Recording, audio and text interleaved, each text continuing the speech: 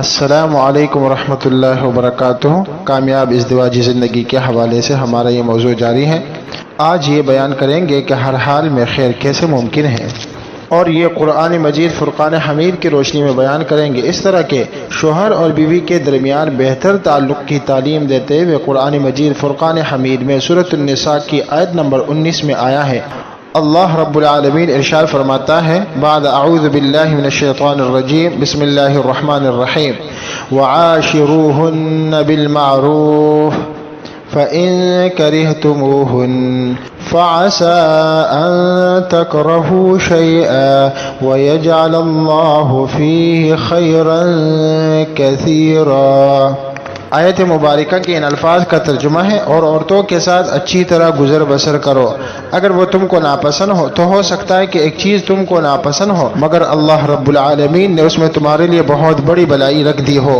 تو یہ ہمارے رب تعالیٰ کا حکم ہے کہ تم اپنی عورتوں کے ساتھ اچھی طرح گزر بسر کرو، اگر ناپسند ہو تب بھی، کیونکہ یہ عین ممکن ہے کہ ایک چیز تمہیں ناپسند ہو مگر اللہ سبحانہ و تعالیٰ نے اس میں تمہارے لیے بہت بڑی بلائی رکھ دی ہو۔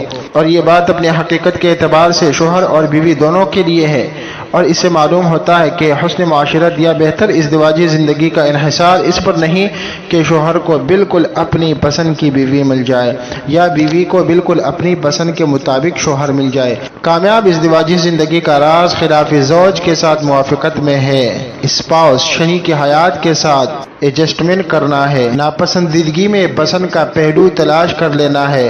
عورت اور مرد عام طور پر ایک مشترک مسئلے سے دوچار رہتے ہیں۔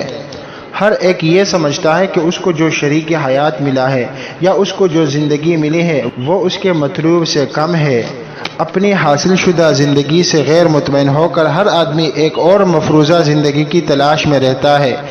یہ تصور انتہائی حد تک غیر حقیقت پسندانہ ہے۔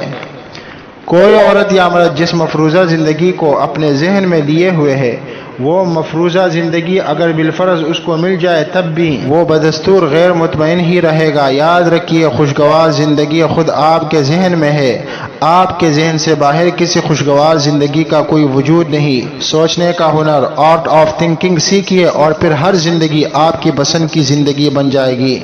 خوشگوار زندگی کی تعمیر آدمی اپنے آپ کرتا ہے، کوئی دوسرا نہیں جو آپ کو خوشگوار زندگی کا تحفہ اپنی طرف سے پیش کرے۔ کامیاب ازدواجی زندگی کا موضوع جاری ہے، عنقریب اس موضوع کو آگے بڑھائیں گے۔ دعاؤں میں یاد رکھیے آپ کا بھائی عبدالاحد رحمانی منجاکوٹی، خطیب جامع مسجد اسماء حمید، گلی نمبر 34، سجد کالونی، صدر ٹاؤن، کراچی۔ والسلام علیکم ورحمۃ اللہ وبرکاتہ۔